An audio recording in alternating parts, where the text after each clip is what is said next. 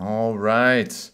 Let's go ahead and get started here today. Welcome everyone out there to our third webinar in this series, all about funding needs.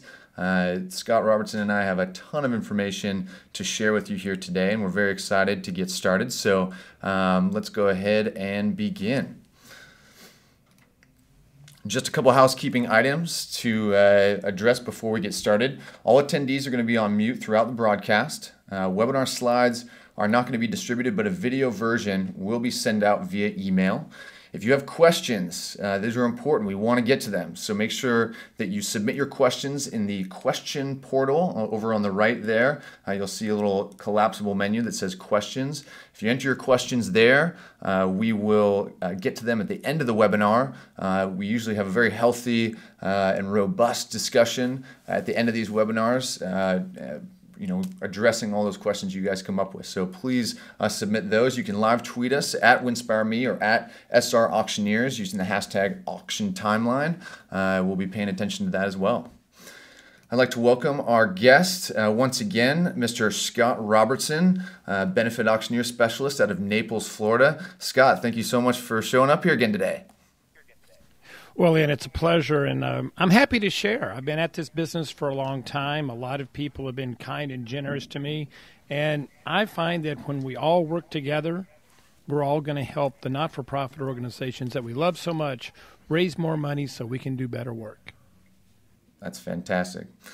Scott just has an incredible amount of knowledge. We'll share it here in just a minute or two how successful he has been, but definitely funding needs are one of his specialties. So he has a lot of great knowledge to share with you today. So for those of you who are joining us today but maybe missed part 1 on silent auctions or part 2 on live auctions, you can absolutely get the free recording. You can by visiting these URLs here, u.winspireme.com/timeline part 1 and also timeline-part 2. If you visit those URLs, you can get a free recording of both part 1s and 2s, which were fantastic. There was a ton of information there that you should absolutely go check out. So just a brief introduction of Winspire for those of you who don't know. Winspire, what we do is put together travel packages for you to use in your fundraiser, whether it's in your live auction, silent auction, or raffle. We've been at it now for over 10 years and had a lot of success at it. We've raised in excess of $43 million for nonprofit causes, supported over 31,000 events globally, and we've booked over 70,000 satisfied winning bidders. We love what we do, and we love how we can help nonprofits. So we'd love to hear from you if you haven't heard from us.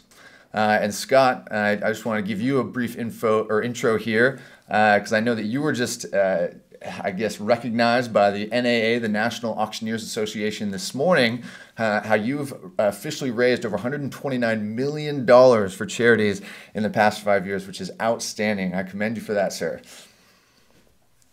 Well, thank you.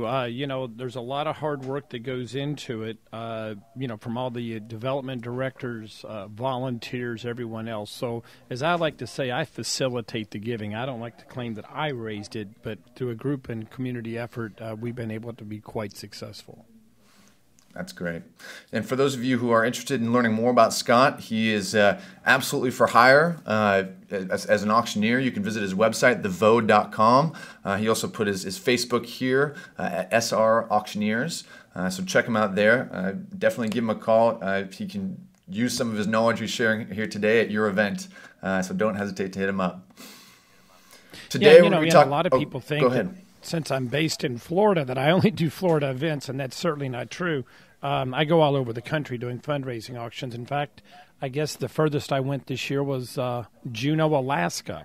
So that's about as large a diagonal line as you can draw. So I go all over the country doing fundraising auctions, and it's kind of a fun part of the business. I get to meet friends all over the country. That's great. And today we're going to be talking and sharing some of Scott's knowledge all about funding needs. We talked about the 5 secrets for improving, your charity auction timeline, and the funding need fits absolutely in that timeline. We're going to cover what is a funding need, why is it important, when to do a funding need, the pitch, which is a crucial aspect of it, and then how it should work, how it should actually go down. But before we get there, I thought it'd be great to start with a poll, as we always do. Get some feedback from you guys out there. We wanted to know when the best time you think is to conduct a fund to need. Is it as soon as people are seated? B, immediately before the live auction? C, during the live auction? Or D, immediately after the live auction? So what I'm going to do is I'm going to launch a poll here, and you're going to see it on your screen.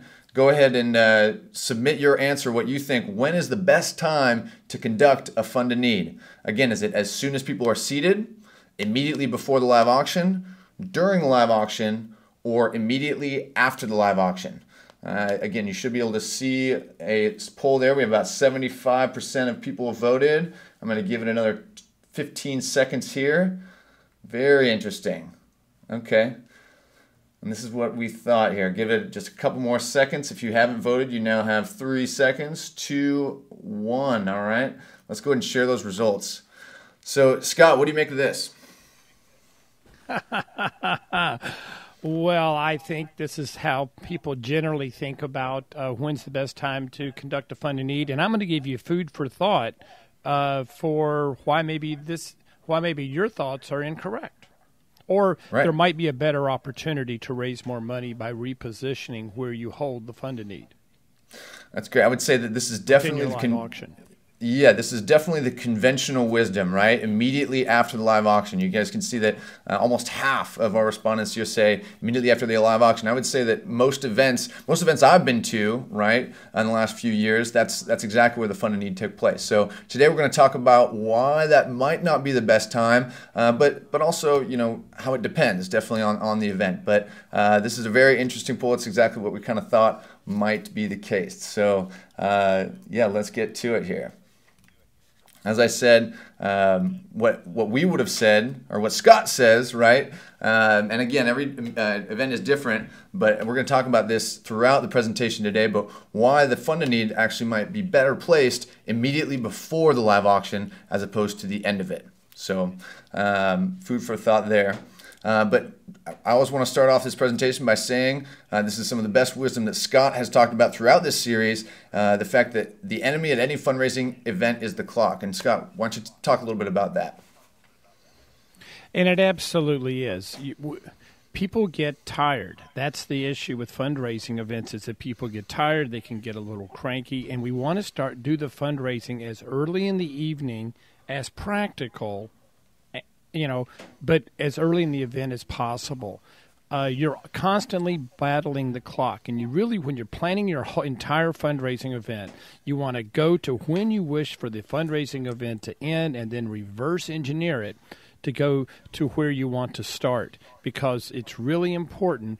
Because as I always say, I've started many auctions. I've finished many auctions too late, but I've never started one too early. So do reverse planning and keep your eye on the clock. And every time you postpone any element of your fundraising event, be it the silent auction, be it dinner, be anything, every time you postpone something, that time then gets tacked on to the end of your event. And if you get behind the alcohol bell curve, if you get behind people's energy level, you're losing. And what you're really losing is you're losing money. So keep your eye on the clock, keep your eye on your timeline, and realize the timeline is one of the 4 critical components for a fundraising event. And just to go over the 4 components, they are getting the audience development, getting the right people in the seat. 2, having the right cause that people can get behind. 3, having the right fundraising items that appeal to your audience. And 4, the timeline. Don't negate the timeline, and realize the timeline doesn't cost any money. It just takes being efficient, effective, and more importantly, planning.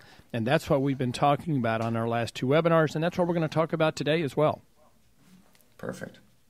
Great. Well, let's start with, for those of you out there who maybe have not thrown an event or maybe aren't familiar with the fund to need, let's go over what it is. Scott, can you provide kind of a general definition of what a fund to need is? Well, fund to need by definition is a direct ask of the audience for monetary donations to help generally a specific area of the charity we're trying to support. It can be general, but but the way it's set up is that the funded need is that we're funding a need that the organization has. And typically, that money is earmarked. If we're buying a new bus, if we're putting a new roof on the church, if we're funding scholarships, that money is then all earmarked to go to that particular cause. But the only thing that people take home after making their donations is a warm feeling in their heart. They don't actually take home an item. Right. Perfect. And so, yeah, you talk about the specificity of the funded need, right, and how it's for a specific thing, and that's part of the reason why it can go by many different names, right? You helped come up with this list, right? Fund an item, fund a mission, fund a dream, fund a cause, fund a hope, fund a scholar. There's other names for it too, like the give to give, that from the heart, the ask, cash appeal, special appeal. But you were adamant about making sure that one thing is not used, right? The cash call. Why is that? Yes. Don't use the term cash call. It just cheapens what you're doing. It may be what you're doing, but I believe that it just cheapens what you're doing. So don't call it a cash call. Come up with a more creative name, including you can just call it fund a need or fund a mission. But, don't use the term cash call. I think it just cheapens the whole event. Fair enough.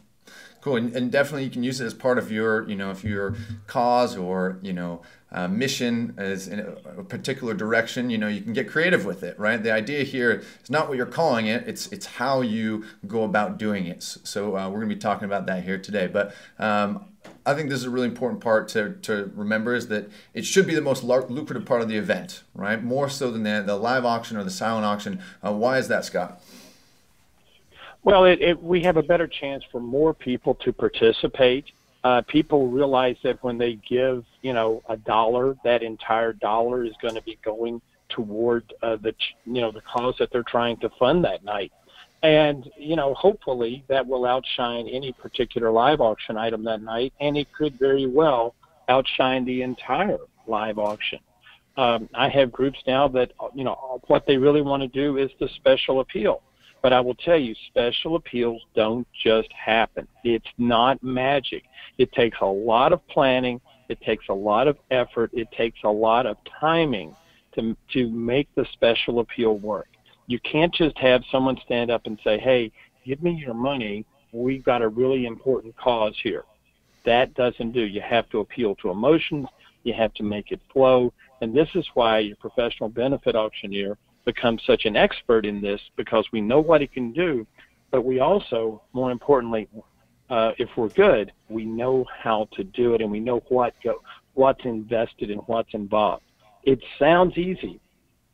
It's not.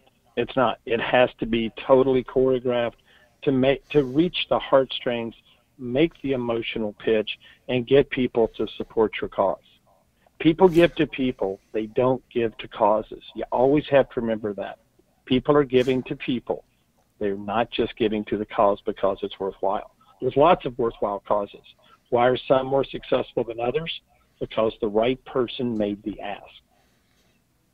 That's great. And on that, to that end, right, I mean, this is kind of why I put a picture of Jay-Z here, right? And this is, right, he makes a ton of money doing what he does, but not anyone can just go do what Jay-Z does, right? He is very good at being a businessman, rapper. I'm a big fan of Jay-Z, but having the right person on stage to to command the audience and succeed in what you're trying to do, it takes a certain type of individual. So I think that's absolutely important that an auctioneer who knows what they're doing up on stage is absolutely crucial.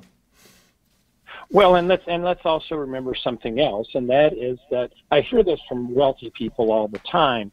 That Scott, if I wanted to take the trip, I would have already taken it. If I wanted more stuff, I would already own it. This gives people the opportunity to support the charity monetarily without taking home more stuff. The older we get, the less things we need, and the more we want to leave a legacy. The special appeal is a great conduit for people to leave the legacy they wish to leave. That's a great point. Yep. Give them that opportunity. And, speaking of that opportunity, with the fund and need, It's different than the live auction and the silent auction, right? Because you can have that 100% participation. Everybody should be able to participate. And you talk about the 80-20 rule. What does that mean? Well, 80-20 rule means that 80% of the bids are going to come from 20% of the people in your room. That's for the live auction, right? Within the live auction, yes. Right. But with the special appeal, we want to go at all the levels so that we can get hopefully 100% participation, where that everyone becomes engaged, everyone helps, and they're not sitting on the sidelines, but rather they're engaged with the charity, and they're able to give at a level that's meaningful to them. So we're no longer relying on that top 20%. Yeah. Tell you something else that's really great about that is that your top 20%, they don't want to feel like they're isolated and up there as an island as only the rich people, hey, what about everyone else? How come we're the only people, just because we have money, that are participating? We all believe in the cause, and the special appeal allows everyone to participate, which certainly makes the people who are wealthy and who are supporting to feel better knowing that everyone, or at least most people in the room, are supporting at a level that works for them. That's great. And I love this next quote that you shared, right? That is kind of the ethos behind what a fund and need is all about. Many hands make light work, right? The fund and need spreads out that workload. Why don't you tell us a little bit about that? Well, and it absolutely does, and everybody feels good about it. If you went to the beach and you took a 55-gallon barrel and you said, hey, let's fill up the 55-gallon barrel, go ahead. If one person, all you have to use is your hands. If one person is trying to fill up that entire 55-gallon barrel with sand, it's going to take a long time. You're going to become frustrated, and you're probably going to give up before you're finished. But let's say we had 100 people, or we had 200 people all scooping up with sand in their hands, walking over and dumping it into the 55-gallon drum. Before you know it, not only are we filling up the drum pretty fast, but it's also a lot more fun because we're working as a teamwork effort. That's why many hands make light work. If everyone works together, it feels much better to everyone, plus the fact that we're able to get a lot more accomplished in a shorter period of time. And we want everyone to jump on board at a level that's meaningful to them. That's great. And if you think about this for just a second, if you just do the math, if you had 500 people in the audience, and the numbers can be anything you want, but if you have 500 people in the audience and they all gave $1,000, now $1,000 is a lot of money, but if they all gave $1,000, do you realize you just raised $500,000? Wow. Right. I mean, that's substantial. So if everyone in the room of 500 gave $1,000, you suddenly, that's a hit to your bank account, but it's not a huge hit to your bank account. But if all 500 do, you just raised $500,000. That's meaningful. That's impactful. That's a great point. Cool. Let's talk a little bit about why fund and needs are important. We've talked about what it is, but why is it so important, and why is it so effective in terms of as a fundraising tactic during the fundraising auction, fundraising event? Well, one is that it engages your audience, and we all want the audience to be engaged. If you're engaged, we've got a much better chance of getting you back next year. The other thing that we want to do is I propose that people who start with small gifts end up going to larger gifts. We're going to talk more about that in a minute. But it directs donors directly to your cause. They're not contributing because they want something that they're going to take home with them. No, they're feeling the love for your cause. And when you can get that accomplished, all of a sudden you've opened up the conduit, hopefully, for years to come. It allows people to become more engaged with the charity. And if you're smart, now you'll start feeding these people information about how their gift positively impacted the lives of others. You're going to open up that back and forth communication on why it's important to give and how their money was given. And then when next year comes, you're more apt to get even a larger donation, which is a wonderful, wonderful thing to do. You want to position your event as a cultivation event, and the Fund in Need allows that to happen. If they contribute $100, they may not have been able to buy a live auction item, but they can contribute $100. Well, that opens up the conduit, hopefully, for years to come.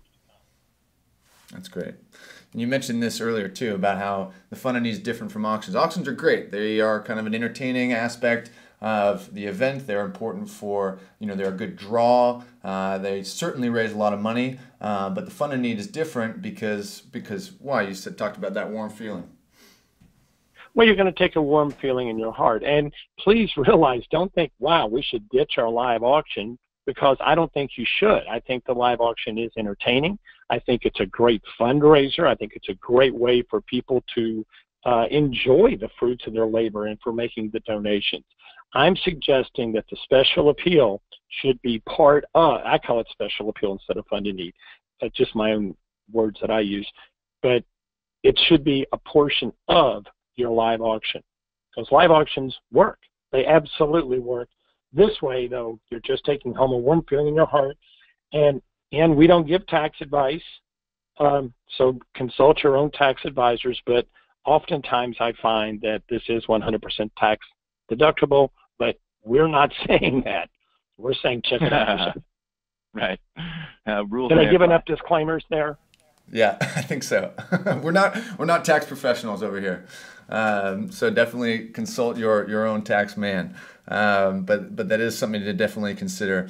And you mentioned this too already about how there's the donor cultivation, and you want to get people bought into the cause. And donors often start with a small donation, and how very often few people come into these events and just become a major donor right on the first bat. Right? They don't come in and donate $1,000, $1,500, but they might start with a nominal amount, but that could grow over time. Why don't you tell us a little bit about that?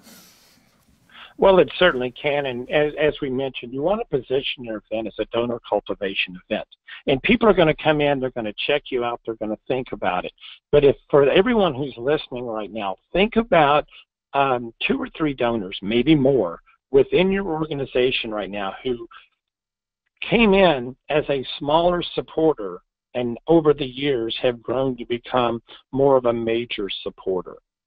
They came to your event to check you out. They checked you out. They gave a little bit, but that opened up the conduit for them to do more. And, of course, it's also the job as a charity is to keep in touch with those people. Don't just take their money, say thank you so much, and never talk to them again until you want money again. Communicate with these folks. Give them information when you don't have your hand out. When you do that, you're now cultivating donors and developing donors. Ask for donations when it's appropriate. Give them information when there's information available. That is what will help you with donor retention. Make them raving fans for your charity. They'll also bring more people of their friends in for the charity, but you've got to develop them to be raving fans first. Don't look at them as dollar signs. Look at them as people you want to have on your team. And then when they donate, that's even better. True, and that involves, following up with each and every one, each and every person who donated in the Fund in Need, one-on-one, right? Whether it's over the phone, handwritten note, if you can in person, that is where the donor cultivation starts. Yes, people give for a reason. Reinforce that reason and why it's so important, and say thank you. And you can't just say thank you that night. Say thank you. Make the time. Make it a priority. So many people, when the fundraising event is over, thank goodness that's over. I never want to see that again for another 10 months till we have to start planning it again. You're making a big mistake. Reach out to those people. Be grateful. Keep the momentum going. You can take a break in a week, but that week after should be all about thanking people. And then having a plan, having a schedule for when you're going to follow up with these people the rest of the year. Right. We probably all know people that walk up to us, and we know when they see them coming, we know they're going to have their hand in our pocket trying for something or another, whether it's personal, whether it's for their charity or whatever. And what do? All listeners, we tend to want to avoid them, don't we?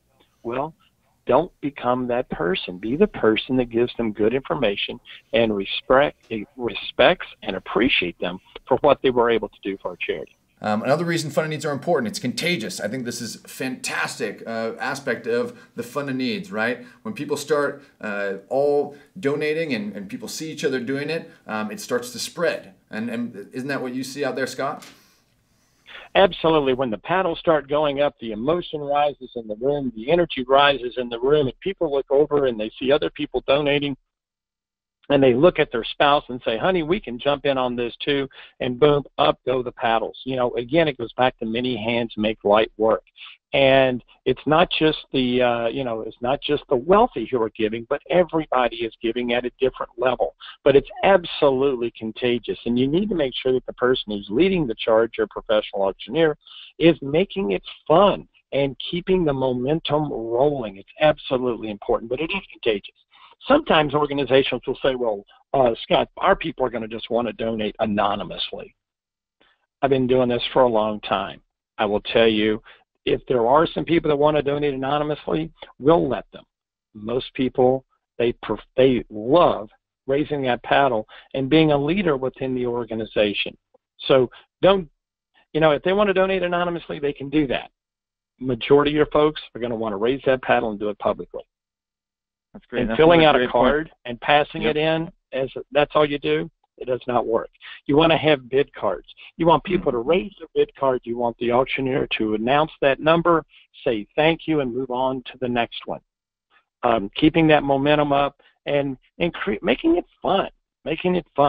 And you want people raising their eyes right when they raise that paddle, because when they raise that paddle, they're looking around to see who else they can convince to give. If they raise their paddle and you ask them to fill out a card, they're going to take their eyes down. They've got to fill it out. They don't really want to fill it out. You don't want them filling it out. You want them looking around the room and daring other people to raise their paddle with their eyes. That's what you want.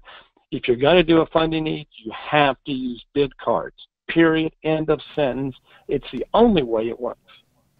That's a great point, especially for those of you who are using mobile bidding right out there. Even if you're using mobile bidding, you should provide bid cards specifically for the fund and need. Isn't that right? That's exactly right. You know, we've asked this question before at the Benefit Auctioneer Summit. That's when all the top benefit auctioneers in the country get together. How many people feel that they can use mobile bidding to raise more money than they can with bid paddles? It was 100%.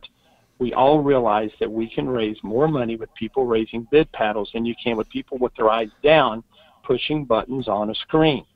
And that's specifically for the fund and need, though. I mean, the live auction and the silent auction, great tool, but specifically for the fund and need, you want people interacting, you want to be calling on them. That is a very important piece of the fund and need of the special appeal. Is that right? It certainly is, and you can certainly use the electronic bidding to input the numbers, but we want the people to raise their bid paddle. We want them to do it. And yeah, please don't get me wrong. I love electronic bidding. Electronic bidding makes it more fun for your bidders in the silent auction. It also makes reconciliation so much easier for the committee. There's a lot of great things about electronic bidding. The special appeal's not one of those times, in my opinion.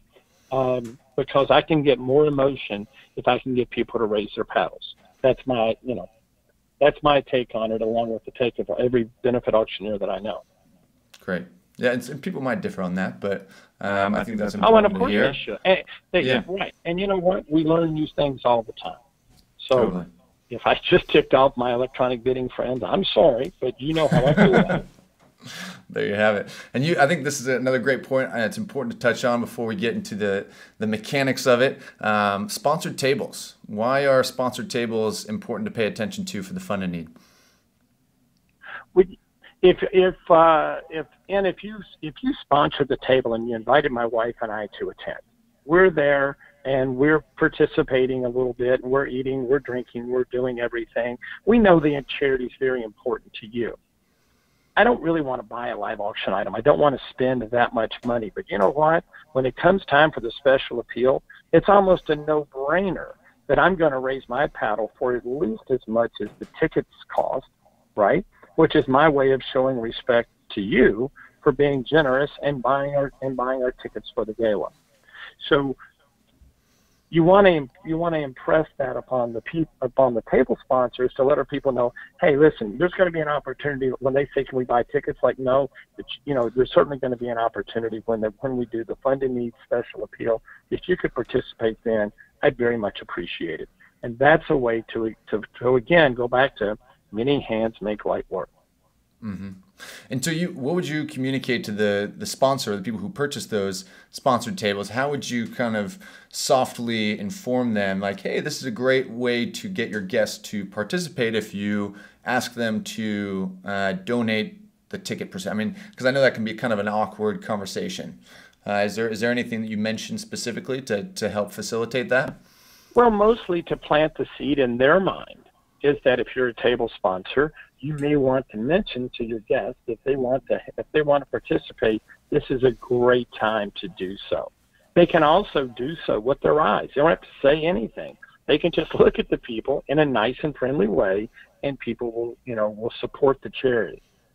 But it's always good, to give, just open up the dialogue with the table sponsors that they may wish to have that conversation with their guests. And most guests that are in a situation like that, they want to help. Let's give them the opportunity to do so. That's great. Okay, let's get into it here. And I know this is definitely the question that we receive most often, and obviously there's some kind of disagreement out there, varying opinions as far as when the fund of need or special appeal should happen during the event. So Scott, I'm going to let you take it from here and kind of share what you've experienced, because I know that you've tried it all, right? You've tried it at the very beginning, at the very end, and everywhere in between in terms of when during the event do you have that fund of need, and tell us a little bit about what you found. Absolutely. I'm happy to do it. And I will tell you that, I'm not even sure how many years ago, I was a believer, like most people. Auctions are like snowflakes. No two are alike. So when should you do it? It depends. And do I do all funded needs in the beginning of the live auction? The answer is no, I don't, because there's a lot of different variables. But let's talk about some reasons to do it. Let's talk about some reasons to do it at the end. Conventional wisdom, and I think that's our next slide, isn't it? Yep. So the conventional wisdom is that you do it after the live auction. There's an easy argument for that, correct? Everybody's out there nodding their head. Yes, if someone doesn't buy something in the live auction, then they'll be able to donate at the end of the auction. That sounds like a great theory, but I don't find that really holds water. I find that when people come to fundraising events, they usually have two different pockets of money. One they wish to donate to the charity, and one they use to buy auction items so that they can go back and enjoy them later. Now, even if that's not the case, we're probably only talking about 2 or 3 people in the whole audience that we're talking about being able to save money back to use during the special appeal. Well, for those 2 or 3 people, they could donate later if they're really motivated to do so. The downside of doing it after the live auction is that people may have already become disengaged. It's later in the evening, so people are more tired. They've consumed alcohol throughout the live auction, so therefore they're on the other side of the alcohol bell curve, and they're losing energy, and they're thinking, hey, when do I get to go home? So that's why I don't like doing it at the end of the live auction. Now, the other option, and believe me, I preached this sermon for a long time, is to do it in the middle. And I think this is our next slide, is that we want to do it in the middle. We want to strategically place it in what we consider to be the cleanup spot in the live auction, which is a little bit past halfway, because, this could be our biggest auction item of the evening. It makes perfect sense to do it there, and I preach that, and I believe that for a long time. But here's what would happen. We'd be rocking along in the live auction. We'd slow it down, because remember, we're interrupting the live auction now to do the special appeal. We make the pitch, we make the ask, we collect all the money, and then we have to ramp ourselves back up again to the live auction. And the item that sold after the special appeal always seemed to be a sacrificial lamb. It always seemed to be something that people weren't really focused on. It never went for quite as much money as it should have, and nobody wanted to have their live auction item positioned immediately after the fund appeal because we were ramping the momentum back up again. So where does that leave us? It leaves us in what I find, and this is something that I've been pushing for the last 3 to 5 years. I find it's a national trend to be doing it, and that is to be the first item in the live auction. Now, again, there's exceptions to every rule, and we're going to talk about that in a minute, but let's talk about why it should be the first item. The reason it should be the first item is that people have more energy, they're more enthused. Another reason is that if we can engage the audience earlier, and many hands make light work, and get the majority of the room donating, now suddenly everybody is much more engaged in the whole process. It's going on. It's also good because usually we've had some sort of a mission statement made before. We may have had, children entertaining or that sort of thing. And that speaker, we can springboard off that speaker or that inspiring video and go right into the appeal, right into the ask. If we have that wonderful speaker or that wonderful entertainment, and then we sell 10 live auction items, and then we go into it, we've lost the momentum. We've lost all the momentum, and we don't want to lose the momentum. We want to remember why we're here, and that's what those brief, inspiring remarks should be all about, is why we're here. In the live auction, if you've got a great live auctioneer up there, they're going to be able to keep the momentum rolling through the live auction, but we need the momentum and the emotion to start with, and to start right away, and that's why I like to do it at the first. Now, let's look at our timeline here for a moment, because remember, the clock is ticking. When you do when you do it first, okay, when you do the special appeal first, what you've got to think about is you have to have the room quiet. You have to have them engaged in what the speakers were saying, and then you launch into the ask. If your crowd is a rowdy crowd and you're never going to get them quiet, then perhaps first is not the best, because we have to position it, we have to schedule it so that your audience is engaged when we're doing what we're doing. But it doesn't do any good to do it last if our compelling speakers are going first. It really makes a big difference. It really makes a big difference. I think there's a really important point here too, and for those of you who are joined us for part 2 about the live auction, we went through this whole timeline here, and we talked about each and every kind of piece of this timeline. And if you look, you can see, okay, you finished serving entrees, and we recommended last time you wait 120 seconds after the last entree is served. Now the people who you serve first are starting to finish up. The people who you serve last are now starting to dig in. The room is a little bit quieter. There's kind of an opportunity there, right, where not only is it quiet, but people are ready for okay, what's next, right? Their ears are kind of perking up, and that's typically when that speaker goes. And so it feels kind of like a natural transition, just because that energy is so primed, and you need to get ready to take advantage of it. And I love what you do, Scott, when you are getting ready for the fund a need, right? You get up on stage, maybe you're introduced, and you say, we are now about to do the most important thing of the evening, which really sets the tone, right? And it's so important about tone, energy, and emotion that to get people primed and ready for that. Well, without question. And, it's kind of the divide and conquer. And remember, we're considering the special appeal part of the live auction. And the 2 key things that we learned in our previous webinars is during the silent auction, we want movement in the room. During the live auction, we don't want movement in the room. And as you said, Ian, we want to seize that opportunity. We want to seize that opportunity when people are more quiet, they're more receptive, they're staying in their seats. Let's take advantage of that situation. If you wait too long and you let all the dinner be consumed and people get up and move to other tables, we've now lost our audience. I'm not going to tell you we can't get them back, but we've lost our audience. So now we've given ourselves a hurdle we have to jump over before we can even think about getting really started. We've got to get everyone to be, everyone back seated, everyone engaged, and they were going somewhere else, so now we're kind of irritating them. You're much better off getting them, capture the audience when they're there, when they're ready to go.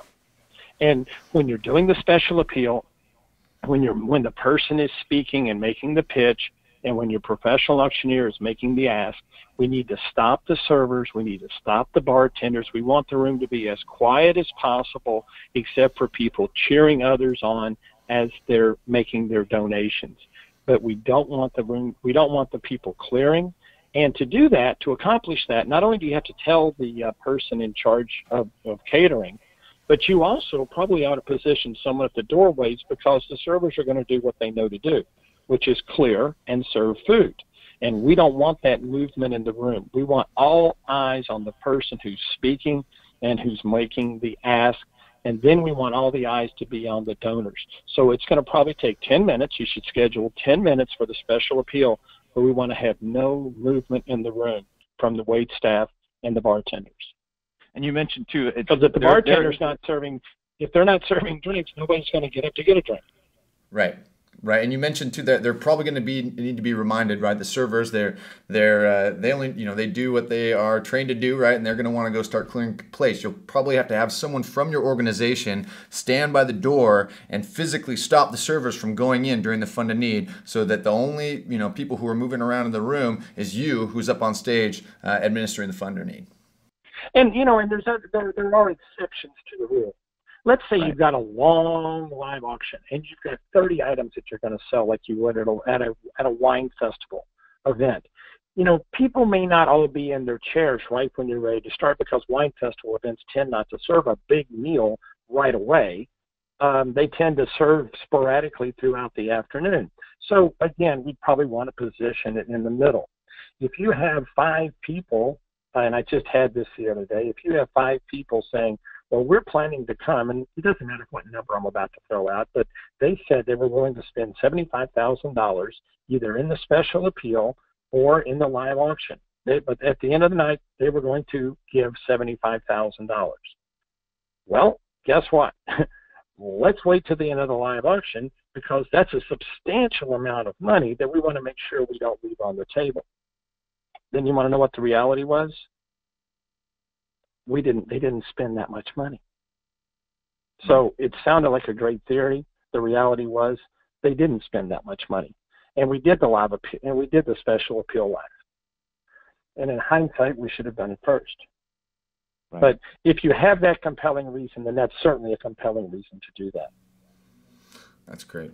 And we missed this slide, but I just wanted to show it because this girl is just so gosh darn cute. But make sure you take advantage of that quiet time, right? You should be able to hear a pin drop, and whoever is on stage, the speaker or whatever, or if you show a video, it should be able to get the audience quiet so that you can start to engage them. And you already mentioned this as well, but making sure you leverage that energy and emotion. If you do it in the beginning, that's when people still have that energy. Their buzz is starting to kick in terms of that alcohol. And you talked about the bell curve too, being on the other side of the bell curve. For those of you who weren't there for the first part 1 of this, right? That alcohol bell curve means that people peak right about where the live auction starts, because they've been drinking maybe since they got there. Live auction starts around 8. That's been 2 hours. So now they're starting to peak, and if you get on the other side of that, that's when the lethargic feeling, the buzz is kind of wearing off. Maybe they have one too many drinks.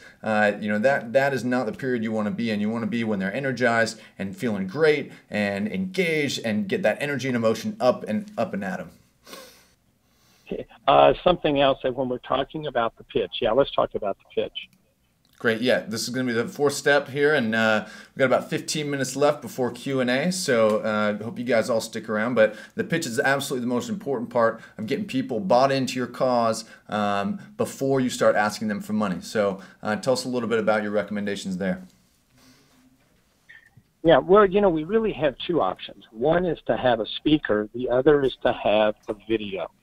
And if you have a compelling speaker who's going to be able to tug on the heartstrings and do a really good job, the speaker is superior to the video. However, the video does some special things for us as well. And that is, it gives us control, which is really important. It gives us control, and it allows us to control of not only the volume, we can control the images that are shown, and we can control the audio level as well, and of course the timing. people oftentimes want to stand up and they want to tell you too much information. They want to tell you about the history and all those sort of things. Nope, that's not what we want. What we want are brief, inspiring remarks that are going to make a difference, Because here's the three parts of the pitch that we want to make sure that are included, and they should be in this order. And that is, we want to explain the situation, what's going on. Then we want to dive down a little bit.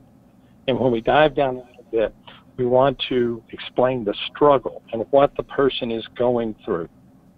And then we want to explain what success will look like if we fund this need tonight, so that we're focusing on the positive. I always say you only want people to cry once. You only want people to shed one tear. Don't tell them how bad it is and just continue to go on how bad it is. You want them to talk about how bad it is, but then what success is going to look like. If you focus just on the negative, you're going to get people boo-hooing, and then they're going to start thinking about other things, and now we've confused the audience. Right, you want to uplift them, right? Exactly. Only have them shed one tear during the struggle, and then show them what success is going to look like. That's what we want. That's great. And as long as we're talking about the pitch, something else that people often want to do is they want to tell us 3 compelling stories of 3 different people that we've helped. No. 1. Pick the best one and let it focus on one, because by the time you're talking about the 3rd group that you've helped, people have forgotten about the first one, and again, we're adding confusion to what's going on, and we don't want that.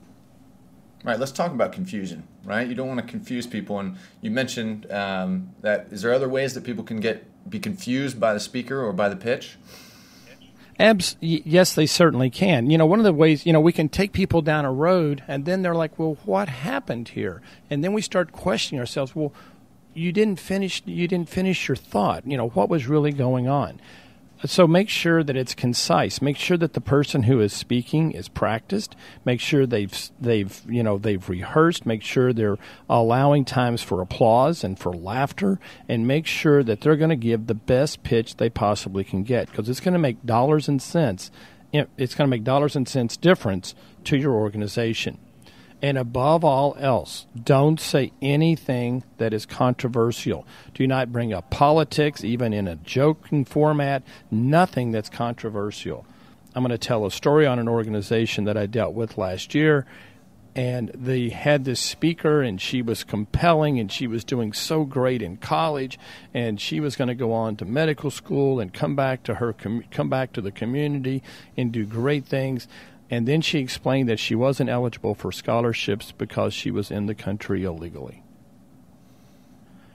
Right, wrong, or indifferent, it doesn't matter how you feel about it, that was one topic that should not have been broached, because the only money we received was the people who had already premeditated to give, and that was it. You could feel a cold breeze blow through the room. Don't say anything that's going to be controversial. It won't help. Yeah, the cause was not for supporting illegal, right, scholars to come over. It was a controversial remark in general that kind of, threw people sideways. I see what you're saying. Yes. Got it. Yes. And I think it's important to reiterate here too about the length of the speaker. They shouldn't go on for much longer than 2 minutes, 2 or 3 minutes max, right? You like to say brief, inspiring remarks. I usually tell people 90 seconds because then I know it'll go for 2 minutes. But 2 minutes, remember, we want brief, inspiring remarks, concise words, great phrases, and move on. People tend to talk too long. Make it short, make it impactful, and harvest the money. Great. And then getting back onto our overall, overarching theme here about the clock, making sure that you stick to your timeline. Making sure people start the appeal immediately after the inspiring remarks. Do you have any examples of where maybe that didn't happen or what can happen there? Oh, well, yes. Well, the main thing is when the person has made the pitch, you always want to end with an action statement, and then you ask for the money. If you delay, it allows for other opportunities. Even if it's 30 seconds, it's still much, much too long. If we're doing this first, I want to make sure that I, as the auctioneer who's going to make the appeal, I want to make sure I'm introduced before that person speaks. I don't want anything that's going to divert their focus. I want them focused on the person who just made that pitch. I want the person who made the pitch to stay on stage. I want them to be looking at the audience. I want everyone feeling the love, working together, feeling that emotion, feeling the heartstrings being tugged, and work it through there. Do not delay. Make sure you go immediately from pitch to the ask.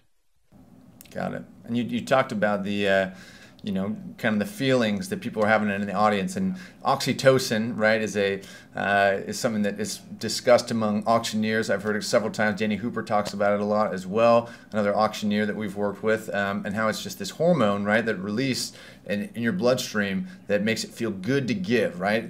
Really leveraging that energy and emotion in the room, and that's what the speaker kind of draws out during that brief and inspiring remarks, and then you ride that wave, right, immediately into to the fund and need.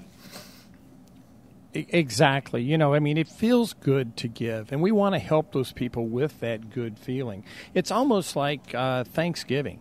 If you and your family volunteer at the local shelter to serve Thanksgiving dinner, that probably feels better than eating a huge meal, right? Mm-hmm. Because it feels good to give. It feels good to know that you're making the positive impact in someone else's lives. And again, with the emotion riding in the room, it's, the energy is contagious, the emotion is contagious, and we're doing great things to help other people. And that's what's going to make it work. That's part of what makes it work. So help people do what they want to do, which is leave a legacy. Great, I love it. Awesome. So let's kind of, as we wrap things up here, let's talk about the specific mechanics of it. How does the fund and need work, or how should it work? So they've given the brief, inspiring remarks. That speech is finished, and not 30 seconds later, do you chime in? And how do you get things going? What's your secret, Scott? Well, what I'm going to try to do is what I'm going to do is we're going to start at the high level and go low. Sometimes I hear people saying, well, maybe we should do the opposite, and we'll shake things up and we'll start low and go high. If you start low and go high, you're going to get more lower donations.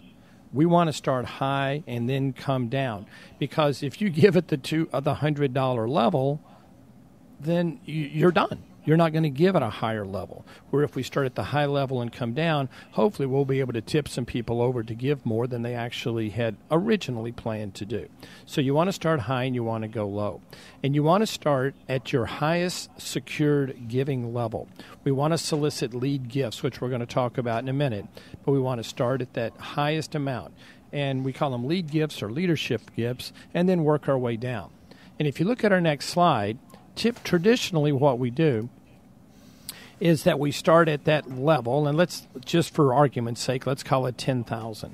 So we would start at who would like to donate at the $10,000 level. Then we split that in half, and $5,000 and $2,500, $1,000, $500, $250, and then maybe $100, but it just depends on how far down you want to go.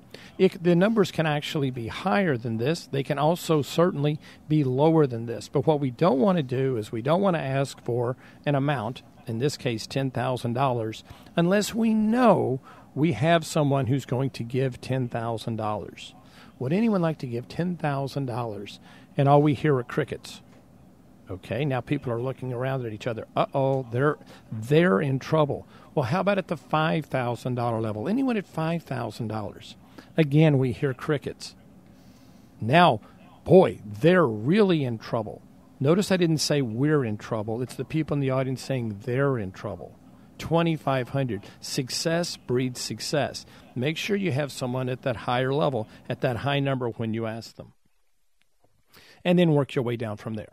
Right. We talked earlier about how it's contagious, right? You want to start the contagion, right? You want to start with something that gets people excited, get people's heart racing. They see someone give that much. Oh my gosh, look at that. Then they start to think about, well, what else can I give if they're giving that, right? So showing people that it's possible, I think, is a really important part of this. Yes, for sure. And, and you want to tip the people over. The people who came in said they wanted to donate, they would plan to donate, in this case, $1,000. But I saw Fred and Barbara giving $2,500. Yeah. And, of course, don't forget Jeff and Janet. They gave us $2,500. Oh, we can do that, too. Boom. And now we've donated $2,500 as well. So success breeds success, and giving is contagious. And you always say, always, regardless of how the halves break down, you always want to go to $1,000, right? Yes, you don't want to go to $1,250, because where do you go from $1,250? And remember, you're going to get more donations at the $1,000 level and below than you are going up. So make sure that you have those so that they count. And then people say, well, couldn't we go $1,000, $750, $500? Listen, you can go in any amounts that you want. But when you ask, but I find I have more success in going in halves. Now, if I have several people that want to donate $750, of course, we're going to take $750 and we're going to have a $750 level. But for the most part, general rule of thinking, go in halves. And then go to $1,000, $500, $250, $100. And that segues really nicely into our next question. How low do you go, right? Is 100 kind of the typical amount? Well, I would say 100 is a typical amount, but, again, everything is different. Usually I want to go down to probably the ticket price level and not go lower, especially at a higher level events. If people paid $500 and you're asking for $250 and $100, people may think that you're just, you're asking for nickels. Mm-hmm. At other events, and especially school events, you want to go down to $50, because I find $50 is the magic level for teachers to give, and we want the teachers to be able to give so they can be supported. And I think I was telling you a story about a special appeal that I did. A school was raising money for a gymnasium, and we raised $1.2 million that night. Wow. An amazing amount, $1.2 million. But I made a mistake, because when I got to the $100 level, which I thought was kind of crazy because we had several $100,000 gifts that night, that 100 was, I was really going a little bit too low, but I did it because I was told to do it. And I realized later there were 2 tables of teachers in the room. They were all set to give at 50, and they ended up not being able to give it all. And I hurt their feelings. So schools always go to a level that the teachers can participate. And I find that to be $50. And, of course, you can use a lot of energy and emotion when the teachers are giving, because all of a sudden everyone in the room feels even more compelled, to give. That's great. You mentioned this already, too, but what about custom amounts? Yes. Some people have a special number. If you started at $10,000 to $5,000 to $2,500, but some people have, a good luck number. Like I have, there's one lady who attends a lot of fundraising events, and if she really believes in the charity, her number is $17,000. And you're like, where does $17,000 come from? She has 17 grandchildren, so she's donating $1,000 for each of her grandchildren. Well, I know that. So I always, ask, if we're at a certain level. In this particular case, I'd probably be asking at $10,000 or any level that has a significant number to you. And that's where this $17,000. She calls me over, says $17,000, boom. And that's an extra $7,000 that we weren't asking for. So you just want to make sure the person who's making the ask leaves it open enough that the people can donate any amount that they wish above the number you're asking. That's great. It sounds like this lady, she needs to have her children have more kids. Yes, that would be wonderful. That would be wonderful. Right? She's such a sweetheart. And how would somebody call over? Like, is that kind of where bid spotters or ringmen come in handy? Because it's hard if you're just raising your card. You're going to get called on by whatever amount you're at. Would you kind of call over, kind of motion to you to come over, and then so they can give their custom amount? That's exactly what happens, is that I get called over, or I see those people, and most people aren't calling you over to give $577. Right. They're calling you over at higher numbers. Now, at your particular event, $577 may be a lot, but that's typically what happens. Is the spotters will work with it, and I have already talked to the person to know how much, so they'll come over and whisper into my ear, and then I know to go over and talk to that person. Perfect. I think this slide's really, really important. But again, oh, go ahead. Yeah. Go ahead. I was just going to say, but again, we want to keep the momentum going. We don't want to drag this out for forever. We want the special appeal to start and finish within 10 minutes. Perfect. So you talk about securing that the highest secured giving level, right? That's kind of where you start, and maybe you have some other secured giving levels as you go down. Talk a little bit about securing these lead gifts, as you call them. Yes. Well, as we mentioned earlier, we don't want to ever ask for an amount that we don't have in the room. So we would ask people if they would be willing to do a lead gift, or I find that people really love to hear the term leadership gift, because as we've talked about, giving is contagious, and if someone will raise their paddle at that higher level, then other people will be compelled to do the same. And these kind of meetings need to happen one-on-one. I recommend going out 4 weeks ahead of the event. Doesn't have to be 4 weeks, but do it early enough. Don't think that you're going to ask people the night of the event and secure lead gifts. Now, you may, and it certainly has happened, but it'll take a lot less pressure. It'll take the pressure off of you if you know in advance who you have as leadership gifts. And in this particular example, we talked about $10,000, and someone says, well, I can't commit to $10,000, but I'll commit to $5,000 would be great. Thank you very much. Now we have someone at the $5,000 level. Well, I can't do $10,000, but my wife and I'd be willing to do $1,000. Okay, now we've got someone at the $1,000 level. We want someone at the $2,500 level. We just want to make sure that we have people, because, again, success breeds success. And if you get pre-commitments, you're seeding the room for success. You mentioned board members too. Where's a good place to start? And the people who do a great job of it, right? I'm sorry, Ian. And it's really important that you get your board engaged to give at some level. It's also important that your board members go out and secure leadership gifts. That's part of their job. Their job is not to sit around and dictate, policy. Their job is also to be a fundraiser. The 3 G's in being a board member are give, get, or get off. And that means get off the board, because if you're not giving donations, if you're not getting donations, it's time to get off the board, because that's part of your job. And they're great at securing leadership gifts. Again, many hands make light work. If you've got a 10-member board and they all contact 3 people, well, now we've contacted 30 people about leadership gifts. You can see how this is almost like compound interest, and it works. But do it one-on-one, do it meaningfully, find out what's their motivation, and help them to help the cause. And furthermore, I think it's also important to mention here that, you should probably get your board, right, a commitment from your board members to at least raise their paddle at some point during the appeal, right? At least get them to agree that they're all going to participate at some level. Without question. Yeah, without question. The night of the event, people are looking at the board members to see what they're doing. Another reason to do the special appeal first is that people will see the board members, giving donations as well, and that will inspire them to give. If the audience is looking out saying, well, that board, he's on the board and he's not even doing anything, I'm not as motivated to do it. So make sure that the board is on board to give at some level, because people are watching. Great. Tell us a little bit about planting fake bidders. I know this can be a sore subject. Yeah, absolutely. Go ahead. Yeah. So if you were sitting out there going, well, you know what, we have nobody that'll give $10,000, but we'll just get some of our people to raise their paddle at $10,000. We won't collect it later on, but it'll look like we had a $10,000 gift. Don't do it. It's wrong.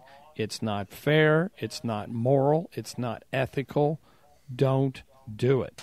Not to mention the fact that you could easily, put confusion in people's minds going, wow, I just saw Fred and Ethel give $10,000. I didn't think they were that motivated for the charity. And then when they find out that they actually didn't give the money, whoa, you've lost all credibility. It's not worth it. Do the best you can with what you have, but don't put a fake bidder in the audience. It's the wrong thing to do. It will backfire on you. Don't do it. Yep. Nonprofits are, Unfortunately, I have no thing. horror stories to tell you about it right. on this one, but I'm telling you, it's the wrong thing to do, and it'll backfire on your charity. Fair enough. And I put a fake plant here because I thought it was funny, planting fake plant, but I just had to put that there. Let's talk about announcing the total. I know. I wish I could hear them, but I can't. Go ahead. Announcing the total. Well, one of the things that I find is, when we have a total for the special appeal, for the fund in need, we know how much it is, and we know that every dollar is going to go to the charity. We know that none of that money is going to be used to put on the event or anything else. So I'm pretty confident about announcing the total. If it will inspire the live auction, you remember, success breeds success. And I find, and people say, well, yeah, but if you announce a big total and how much we receive, people may not bid in the live auction because they think we won't need the money. I find the opposite happens. I find success breeds success. So if you have that total, and you can do it by using a spreadsheet and keeping up with it, when you have that total, announce it, celebrate the total, and let that propel you into the live auction. If the special appeal did not perform to your expectations, I probably wouldn't announce it, because the opposite happens. All right? Success breeds success, but if you're not successful, it tends to breed that too, and then just roll right into the live auction. If this is your first year for the special appeal, it may take a little bit more education, and the first year may not be quite as great as you were kind of hoping. So it's okay to keep that number quiet. But if you've just raised a big number, for heaven's sakes, announce it and let that launch into your live auction. Whether you announce the live auction proceeds or not, that's up to you, and we could talk for half an hour on whether to do it or not to do it. But I find, generally speaking, you want to announce the amount given at the special appeal fund in need. Great. Cool. Just a couple more slides here, folks, and then we're going to get to Q&As, so stick with us. This is a great hot tip, I think, that everyone should be aware of. Everyone has an iPhone. If you have a video camera, that's a great way to do it, but it's important that you record everything, whether it's video or audio. Just have someone who is recording the entire live auction and the entire fund in need. Scott, why is that important? If you've heard nothing else that we've talked about today, this is the most important thing that we've said. Have a record, and video is great, but audio is way better than nothing. So Monday morning comes, you had your event on a Saturday night. Monday morning comes around, you've got the sheets where everybody's recorded it, and the person says, was that 252 or was that 242 that gave that amount? If you have a recording, you can push the button, you can listen, you can hear the auctioneer's voice, and you'll know exactly how much it was. Without a recording, it's all speculation, and you sure don't want that. It's always better to have video, but if you can't have video, at least have audio, but make sure you have one or the other. And everybody's got a recorder on their phone these days, so it's not that hard to do, but make sure that it gets accomplished. Great. And last but not least, it will save you so much heartache and money after the event. I'm sure. It's a great tip. And then last but not least, how to end it. Do you have any tips so you've gone from your highest secured giving level all the way down to maybe $100 or the ticket price, and then, how do you typically end the fund in need before you get in there to the live auction? Well, I'm going to tell everybody, thank you all so much. This is fantastic. I'm going to give you a total here in just a few seconds. But I want you to know that after the live auction, if you still feel compelled to give, and hopefully you will because you didn't get that live auction item you were hoping for, you can give it to them at checkout, and we will gratefully accept it. And that's going to be for those people who don't get that item in the live auction but still want to contribute, we've now given them a reason and a license and a way to do that. Perfect. And I would usually say, or wish to give anonymously, so that we've covered all the reasons not to do the special appeal last, or all the reasons to do the special appeal last. Great. You've now covered it. I love it. All right, great. Well, we have a ton of questions here that I want to make sure we get to, so we will get there in just a minute. I wanted to thank Scott Robertson. He has information, way more information where this came from as far as tips on how to run your live and silent auction or your event as a whole. He has a great ebook and periodic articles that he posts to his website that we definitely subscribe to here at Winspire. So you can visit his website, thevo.com, and you can go to /ebooks to get that from him. Absolutely a great resource. Here at Winspire, we are coming out with weekly articles on everything to do with event fundraising. So please check it out. You can go to blog.winspireme.com. You can also, if you subscribe to our blog, you can enter the donation giveaway. Every quarter, we give away a $1,200 travel package. Our next drawing is going to take place on April 1st. We just had one on the first of the year and donated a travel package to a nonprofit. So absolutely check out our blog and subscribe there. You can enter to win. And I also wanted to announce that today we are launching a podcast all about events. It's called Events with Benefits. Myself, Renee from Donation Match, and Danny Hooper from Danny Hooper Productions collaborated on bringing some industry experts together and hearing from them, all about tips and tricks for improving your event. Scott Robertson here was one of our first guests, and we're thrilled to be featuring him here in a couple weeks on his episode, one of my favorites. But definitely check it out on your podcast app. Search Events with Benefits or go to eventswithbenefits.com. Very similar to this, you're going to be hearing from experts just like Scott on everything there is to do with event fundraising, legal, golf tournaments, auctioneers, the whole bit. So check it out. And again, I want to thank you, Scott, for all of your help throughout this series. It's been a tremendous series. We've gotten just so much information for the folks out there. You can see Scott's contact information up here, his email address, his Twitter handle, and again, his website. Scott, thank you so much. It's my pleasure, and I tell you, I want a big shout out to everyone who's still online because, my goodness, Ian, I don't know how we've held them, but we've kept the majority of the people in the room. So I appreciate all that you do for not-for-profit organizations around the country. Perfect. Let's get to some questions here. I got some good ones. Let's see here. Is it possible to have an event with a special... this is from Darlene Kopeski. Is it possible to have an event with a special appeal but no live auction? Yes, it is, and I do several of those each year. Okay. Tell us a little bit about that. I absolutely do. Well, again, sometimes people don't want more stuff.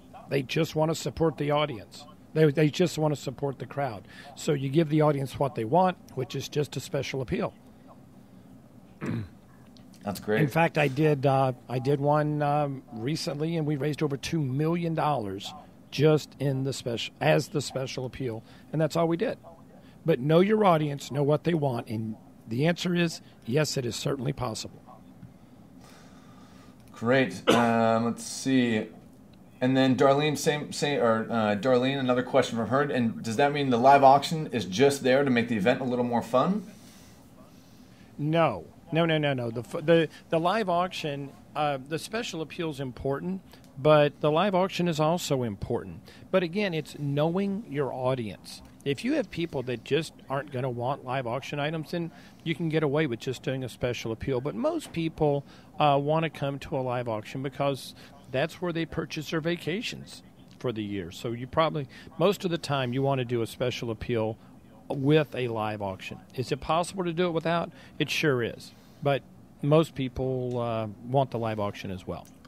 Yeah, and we talk a lot about having as many revenue streams as possible at an event, right? That's why you have the silent auction. That's why you have the live auction. That's why you might be doing raffles or other, avenues for collecting donations, maybe games. The fund and need is probably the most important, but that doesn't mean that you should sacrifice any of the others. This question's from Brittany Reno. Is the fund and need a good idea to use for a capital campaign? For example, at a charity dinner, should we use a fund and need to give to our capital campaign to make renovations on a building that houses work release programs? I would say absolutely. It doesn't matter what the cause is. If that's what the fund and need's for, it should be for a specific cause. What do you think, Scott? Well, yes, and remember the gymnasium. That was more of a capital campaign right there, and people knew what they were getting into. And the next year, I think that same event raised like $120,000 in the special appeal because the people realized it was a one-time thing to help fund that particular gymnasium. But you want the item that you're trying to fund, you want it to be something that's compelling, that people can get behind, that is not controversial in the least. I will also share with you that every charity wants, and I'm going to break some bubbles here, what they really want is they want money to go into their general operating fund because that's where they have the hardest time raising the funds. And you can do that, but it's not as compelling as funding something tangible that they can come by later and see, feel, and touch. I always say that people never want to pay for the electric bill. They don't want to do it. That's not where they want their money to go. They want their money to go for a special project. So you want to select what you're funding carefully so it's something that people can get behind. And they really want to make an impact, and they really want to leave a legacy by giving something that that people can get behind easily. Again, nothing controversial. Make it fun. Make it something that's easy to describe. Make it something that people can get behind. That's great. This question is from Tori Snowden. When is it best to do a fund and need if you don't have a sit-down dinner, but rather a mix and mingle event? Boy.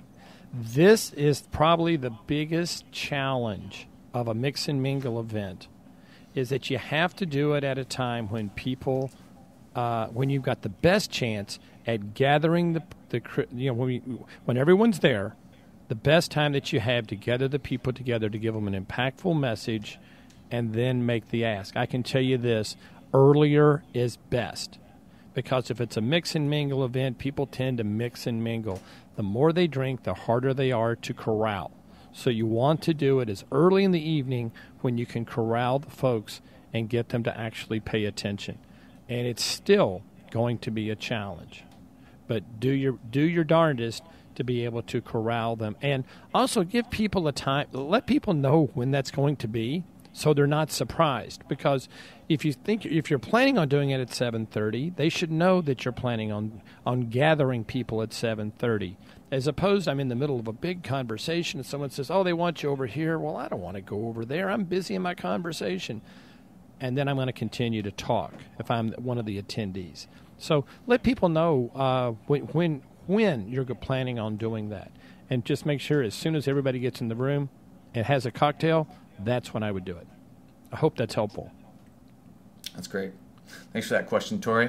This one's from Julie Clerk. Do you find that attendees ever get mad or annoyed that you start the ask 2 minutes into their entree?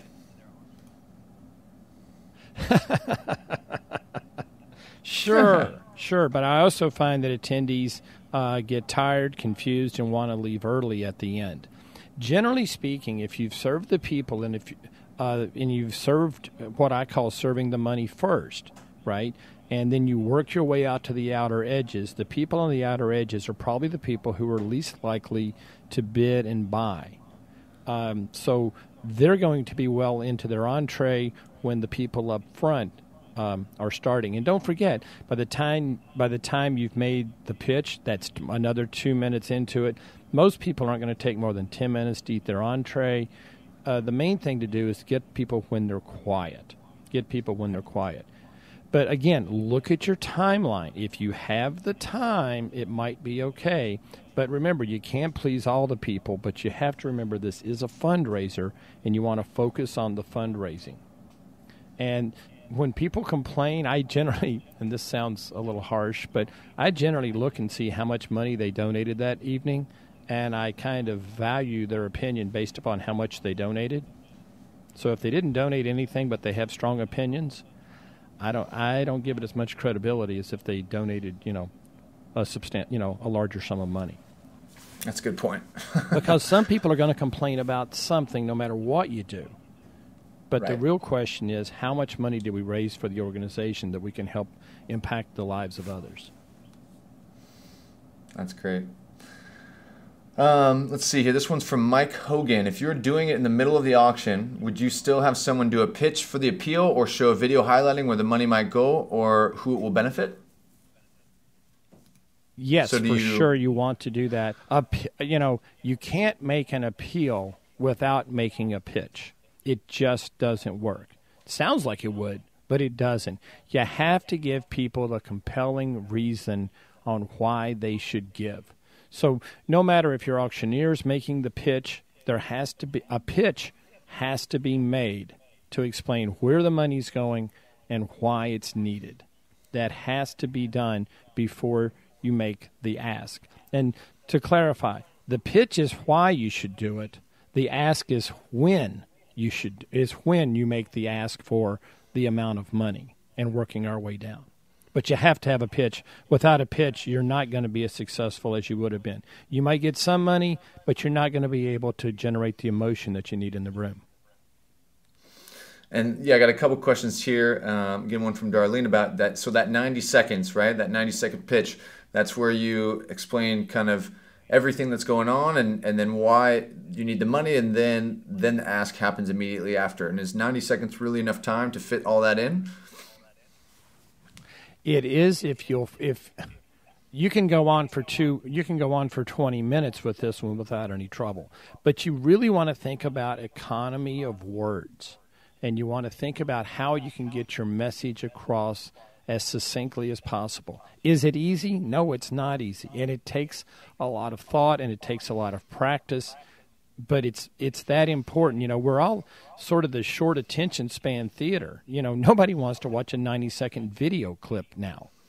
And a rule of thumb that I have, if I'm watching a video clip, if you're showing the video clip to someone and you wonder if it's too long, it's when they turn to the person that they're watching the clip with. And let's just say we're doing this in our office.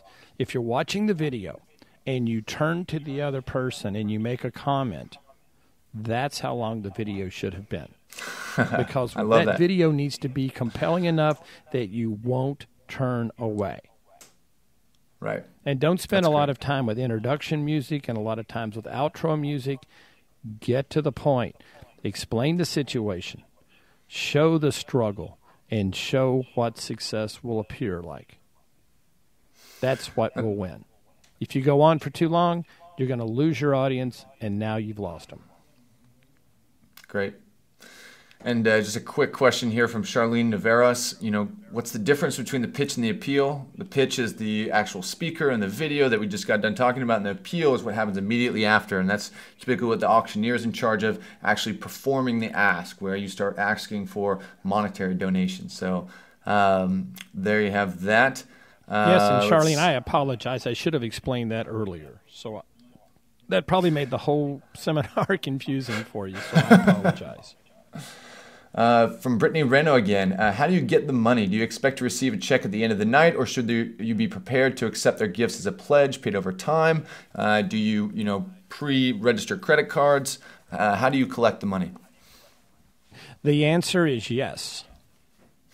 All of the above. We could, people can do pledges over time. I've got one of those coming up at an event this week where the person has, they're going to give money for the next 5 years, a certain amount. It's a good amount, but they're going to do it over the next 5 years. We'll take it. If people want to write a check so that the charity isn't charged for the credit cards, or maybe they need to, give it later, not give it later, but they want to give it after they've rearranged some money, whatever. Make arrangements. We'll take it. At lower level giving, especially at the $100, $200, $250, $500 level, that pre-registered credit card, that keeps people from having to stand in line. So we'll certainly pre-swipe the credit card, which is a great idea. So we're not going out to collect those $100 donations. We've already got the credit card pre-swiped. Generally speaking, if someone doesn't want their credit card to be charged, they want to give a check, they'll tell you at checkout. And then you just, so you've narrowed that number down, and then you expect a check from them later.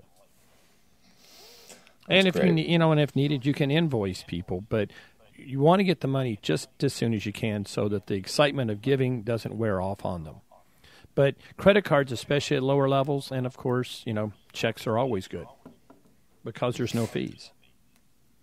So on that same note, this one's from Rachel Brown. So we actually don't use paddles, or usually use paddles.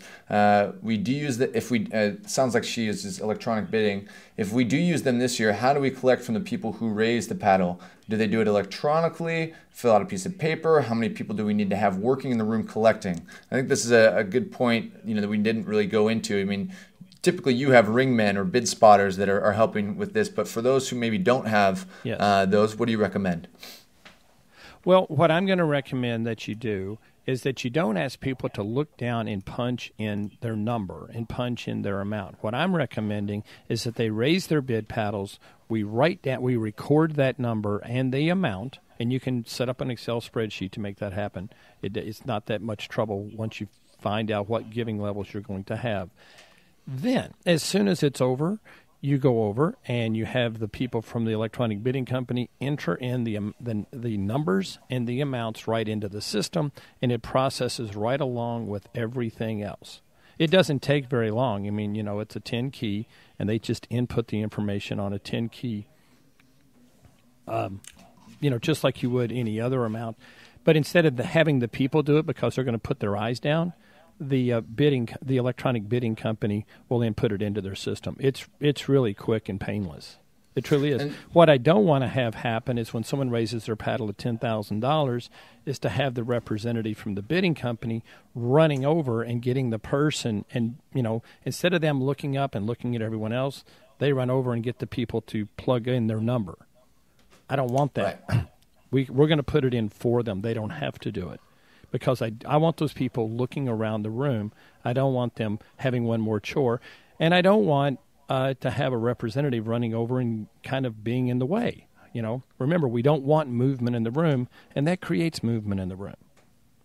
And movement in the room creates confusion, and confused bidders don't bid or donate. Yeah, you want everyone's focus and attention being up on stage and around them to their peers. That's great. And just to be clear too, you're up there on stage calling out each and every bid number as it's because there will be multiple bid numbers raised all at once, and then you're calling off each number so that it can be recorded. Yes, in a nice steady sequence. Got it. This is a funny question, I thought, from Kim Sabatillo. What if your auctioneer doesn't allow you to record? Fire them. Who are they working for? Right. They work for you. I can't imagine an auctioneer not wanting themselves to be recorded, because the reason we're doing it is to save problems and hassles that can occur later. A good auctioneer, the last thing they want is your phone to ring after the fact, that there was confusion or anything else. I think I would just, maybe I was a little too harsh when I said fire them, but I think what I would do is I'd ask them the question of why they don't want to be recorded. And then, I'd talk them out of that notion. Maybe offer to just record audio, maybe just recording audio as opposed to video. But you do need that record of what happened for sure. Yes, you sure do. You sure do. This is a good question from... It eliminates confusion later. Right. Here's a good question from Laura. If we can't afford a professional auctioneer, can we have a strong speaker on the board facilitate the funded item? The answer is, of course you can. How much money will that cost you? Nobody will ever know. But a professional fundraising auctioneer should pay for themselves many times over during the course of the night, and especially during the special appeal. Because you'll never know how much, you can't look at a professional auctioneer on a spreadsheet because it costs X amount of dollars. That's not what you should be looking at. You should be looking at how much additional money, how much additional revenue were they able to raise based upon their consultation before the event and their performance during the event. The answer is, can it happen? Yes. Will it cost you money? I would think that it is going to cost you money. You're not going to write the check, but you won't generate as much as you could have if you'd have had the right professional on stage. I'm a pretty good at barbecuing, but you wouldn't hire me to be your caterer. And this is the one thing that's going to actually bring in money to your organization. And as I always say, think about return on investment. And I tell my clients all the time, if I'm not a good return on investment, then I don't deserve your business, and I shouldn't be hired.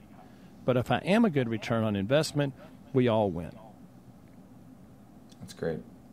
Okay, we've got a few more questions here. I'm going to try to get a few of these, just kind of quick one-offs. From Paris McConnell, are silent auctions becoming obsolete? I would say no, they're not. They're definitely just another revenue stream and absolutely a part of the cocktail hour. I would encourage you to check out part 1 of this webinar series. And there's a couple really good ones I wanted to get to here. And one of the ways maybe they can help out with that silent auction is have fewer items. If it's becoming obsolete because you're not generating enough money for the trouble that it is to have the silent auction, but you've got 100 items in it, why don't you reduce it down to 20? And or maybe you've got 50 items, reduce it down to 10. But that way you still have a silent auction. You just have better items, fewer items, and you'll get more participation with, more importantly, less work, which I assume is really the problem, is that the silent auction is too much work for the return on investment. See, another word for return on investment. There you go. I saw this question a couple times. This one's from Pam Rogers. Can a fund need be multiple items for different money levels? So let's say you have, the answer is yes. Okay. The answer is yes, but I will tell you it gets awkward. I do auctions sometimes where there's more than one group who's involved who are going to share the proceeds. But again, it gets awkward. I do it, but it tends to get awkward because what you're really probably doing is just splitting the pie, and I recommend not doing it. But can it be done? Yes. Have I done it? Yes. Do I still do it? Yes. Do I think it's the most effective? No, I don't. I'd rather go for the larger dollars and split it up amongst the organizations or amongst what you're trying to fund. If you're trying to fund a basketball court and you're trying to fund a roof, raise all the money at one time, and the money's going to go toward the basketball court and toward the roof. This is sort of from Terry Baugh. The time frame for feeding people dinner, starting the speaker, and doing the funding doesn't give people time to eat or talk. I think we answered that earlier about does you get complaints from people who don't have enough time to do that. I think we answered that. Did you want to say anything else there? Well, and I do. And don't forget, people are coming in. They've been very social before. They come in, they sit down, they have salads, and they have time to talk. And then they have dinner, and they're going to have a little bit of time to talk. And then we're going to do the fundraising, and they're going to have more time to talk. Auctions are like snowflakes. No two are alike. If you feel that you need to give them more time with their tables, you can do that. But once people finish eating and they create movement in the room, you waited too long. So just be very, very conscious of that. Be very conscious of that. And when you see people are finishing, I'd for sure want to start. And if you have a gala that's, 500 people or so, people are going to be finished eating while other people are still being served. And that's really the type of scenario that I'm talking about here. Great. This question, I got a couple here. One from Jane and Sleep, and then another one from Victoria Schmidt. We just started using electronic bidding and love it. One benefit is having a leaderboard to see the total grow at the fund and need time. If you strongly suggest we also include bidding panels, is there a way to combine both? And I think you answered that with having representatives entering the amounts and the bidding numbers as they're called out. Is that right? Exactly. You can have your people. You can have the electronic bidding company adding it to help the the graphic on the screen as the giving continues to grow and grow and grow, and that can be good. There is one, but now that's the good thing. Here's the negative thing. The negative thing is if you put a goal out there, and just for round numbers, let's say it's $100,000, and you go way over $100,000. Oh, well, they don't probably need our money now. Or conversely, we're way under 100,000. We wanted 100,000. We're only at 42,000. All of a sudden, it's they're in trouble. They're losing. So the problem with the graphic on the screen is that you pretty much have to have a predetermined goal. And if you hit the goal, fantastic. Or if you're just under the goal and then somebody pushes you over the goal, that's even better. But, it's a fine line. It's a tough situation. But to answer your question, it absolutely can be done by the electronic bidding company. They just have to have someone there listening and punching in the numbers. That's great. So just a few more questions here, folks, and then we're going to wrap this up. I got this question a couple times. This one from Sean Lassac. What is a good ratio of runners or bid spotters to guests? It depends on if they're professional bid spotters or if they're volunteers. And it also depends upon the room layout. I usually like, if it's professional bid spotters, to have 1 per 100 guests. That's my general rule for professionals. And if you have volunteers, then it would probably be 3 per 100. But make sure that your bid spotters are not going to be interrupting the line of sight for the people that are bidding. They don't need to be standing in the center of the room blocking people's view. And that's the problem you have with volunteers is it takes more than you think. You can also spread them out so it's 1 per 2 tables. It depends upon how many volunteers that you have. But make sure that they have a section. Make sure they stay in their section. A problem with volunteer bid spotters, unfortunately, is they tend to get bored if their people aren't bidding, and then all of a sudden they vanish. So that's just one of the issues with volunteer bid spotters. Great. Just a couple more questions here. One from Kim Sebastillo again. Is the 90-second pitch the only heartstring pulling that happens before the appeal? The answer is no. You should have people working the audience, talking about this one-on-one before, during the cocktail hour. You should have signage. You should have pre-education going out via social media on why it's important and what's going to happen, so that the 90-second appeal, the 90-second pitch, is more of a reminder and more of a face to the organization. So, because you've educated people ahead of time, that's really the better idea. Okay, and if the 90-second pitch has to go to 1:20, then that's okay. Just don't go any longer than that, because you're going to lose your audience. You're going to lose your audience. And they need to start with an impactful statement, and they need to finish with a call to action.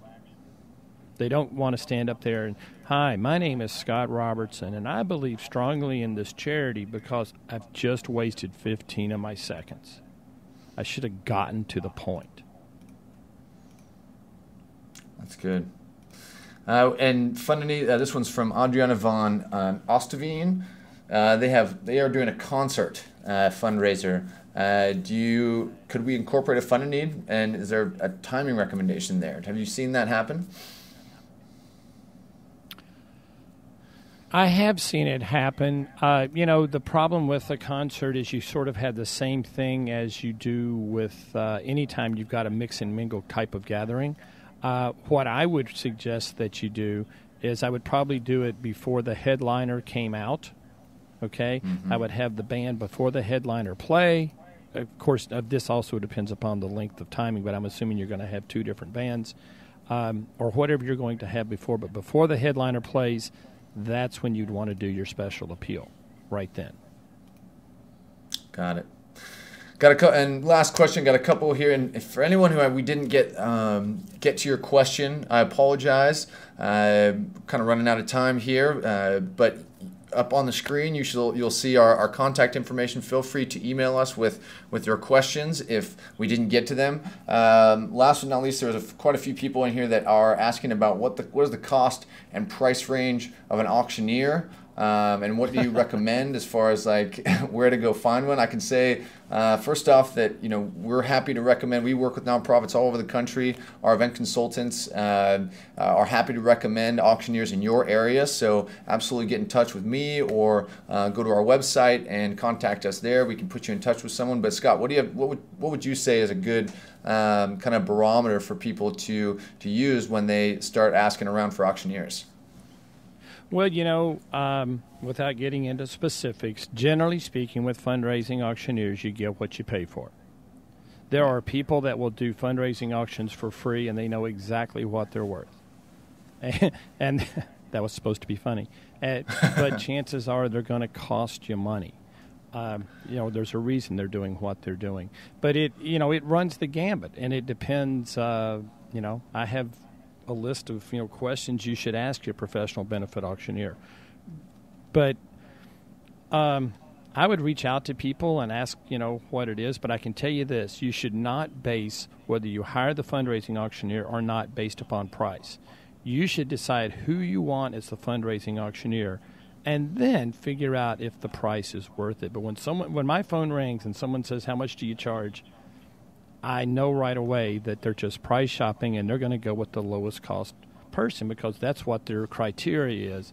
Their main criteria is cost or is price, and it really should be cost. It's because how much is it going to cost you to get that lower end auctioneer? For some events, that's fine. It's great.